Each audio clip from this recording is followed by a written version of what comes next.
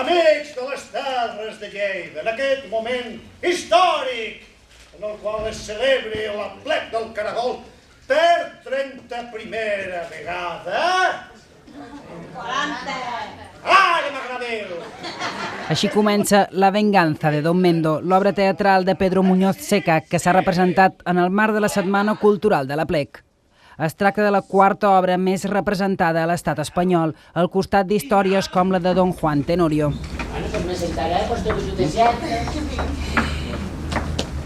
Dime, padre y señor. A Lleida, l'encarregada de portar l'escena ha estat la companyia del Teatre del Talión. La venganza de Don Mendo són els amors i les amors de Don Mendo i Magdalena a la cort del rei Don Alfonso. És una obra que és una caricatura de tragèdia, és a dir, tot el que passa és amb clau de broma i amb un vers preciós, fet pel Pedro Muñoz Seca. Aquesta obra la vam estrenar l'any 2015, l'hem representat 44 vegades i l'hem portat a 30 concursos per tot Espanya. Hem guanyat més de 90 premis i anècdotes totes les que vulguis, perquè te pots imaginar. L'última és la d'avui, que quan hem arribat al magatzem per recollir l'escenografia ens faltaven unes peces claus per muntar les columnes, però gràcies a la nostra habilitat ho hem pogut suplir.